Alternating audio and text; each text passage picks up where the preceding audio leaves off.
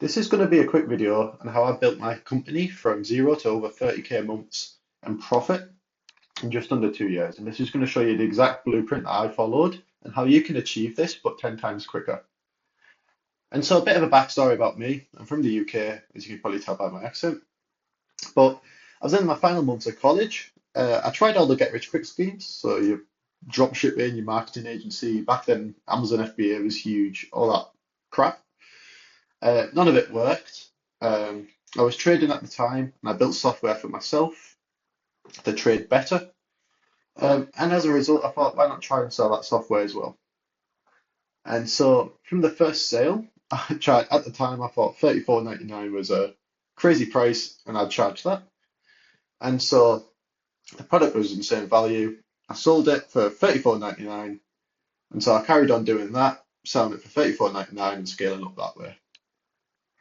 Fast forward to now, I charge over £1,000 for the software. It's currently April 2026, but as you can see here, the business does over six figures in profit.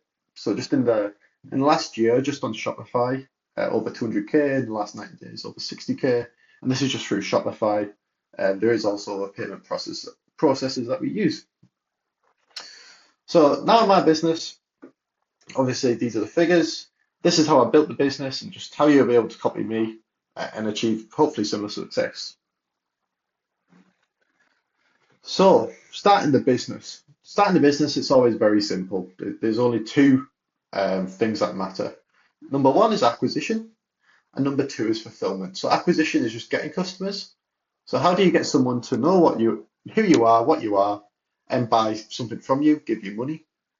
And number two is fulfillment. How do you do that product, whether it's giving them the product or a service business and selling the product, and fulfill them so they have a good experience. They pay you £20 and they feel like they've got £20 or more in value. So to start, you always got to focus on acquisition. Obviously, having a great product matters, but if you have a really good product and no one buys, you don't have a business. Whereas what you can actually do is have a really good acquisition channel and a crap product, and that'll succeed better. Now, obviously, the goal is to have a really good product and a really good acquisition channel. But there's four ways to get customers to start. There's warm outreach, there's cold outreach, organic content, and there's paid ads. So warm outreach, this is where you contact people who already know you.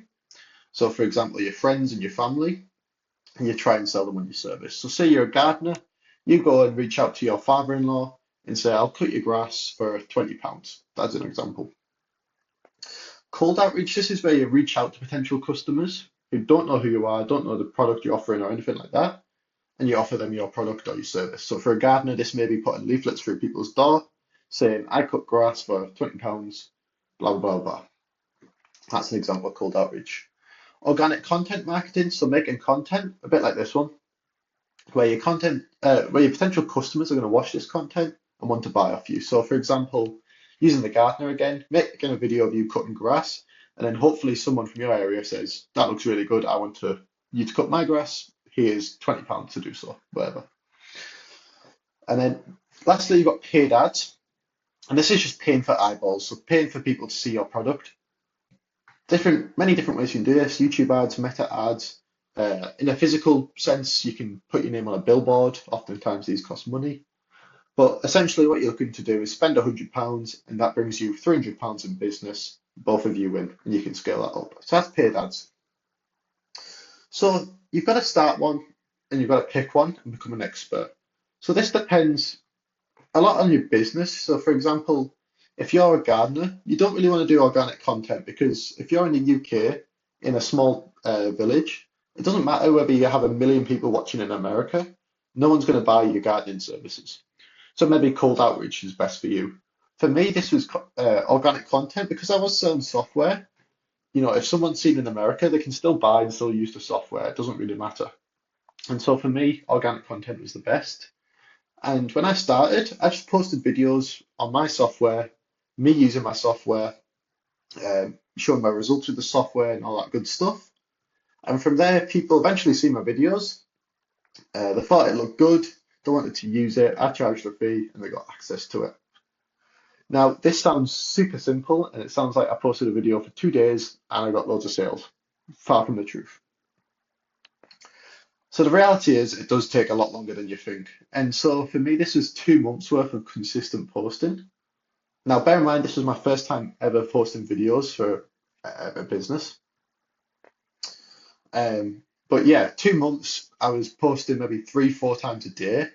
So if you think about it, if I'm posting 3 times a day for 2 months, that's 180 posts. So it did take a lot to get me my first customer, and this was only £34.99. But here's how, if I started again, how I would get my first sale in 30 days. And this would be a lot better, and it would take you a lot less time. And so the rule number one, the most important rule, is volume. Volume, volume, volume.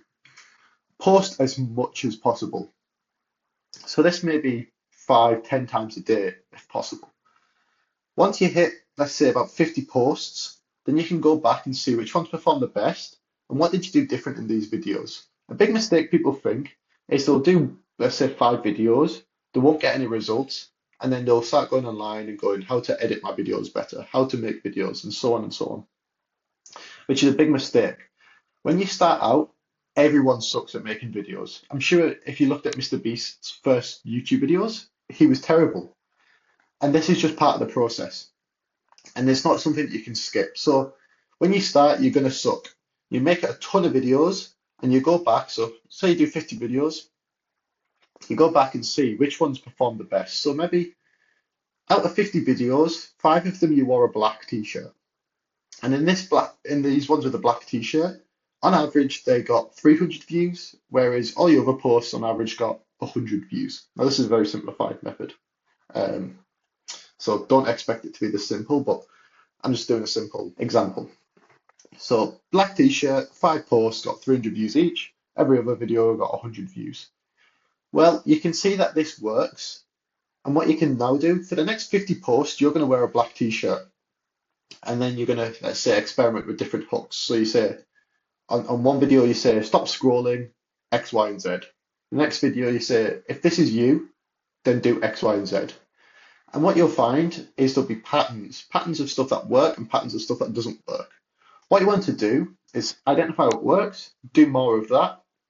From there, you test more, do more of that, and you build up something that works better and better and better each time. So you just do more of what works, continuously iterate based on what works best, and do more of that. And eventually, hopefully within 30 days, you'll get your first customer. Which, if you do, well done, you're beating me by a lot.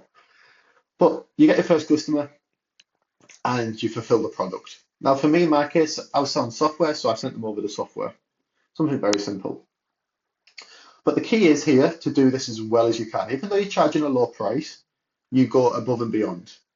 And so any support question, this is just using my case, any support questions I had, I instantly answered them, supported them with using it, told them the best practices of using it. Anything I could do to add value, I did. And this is very important because what you're going to do now is relentlessly pursue feedback. And so once, again, using my example, I sent over the software, I asked the customer, did you enjoy the product? How can I make it better? Is there any more features that you want? Is there any features that you want taken away? And so on. And so it may be, for my example, can you put a guide with the software? Okay, I can do that. So I do that and iterate on the product to make it better. The next person gets a guide. And what you'll find is doing this, you scale your product. So you make it better, you increase the value, and in turn you can charge more. And so take an example of a gardener, for example. Let's just say you cut the grass and the customer says to you, you go to the customer, is there anything else that I could do to make it better? Well, all them weeds, I want them to be removed as well. And so as a result, you start removing weeds as part of your service. This makes your service more valuable and you increase the price accordingly. And you should always be thinking, how can I give more value? And in turn, this means I can charge more. And so an example we all know is Apple.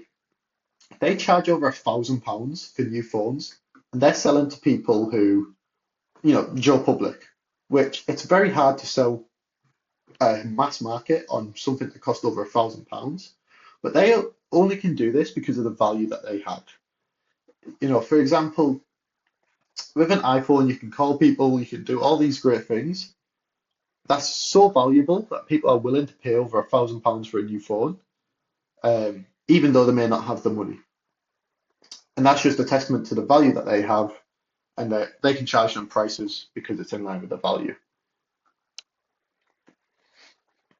And so what you're going to do is continue this process. And so my current software product now costs £1,000, which is 33 times what it did when it started.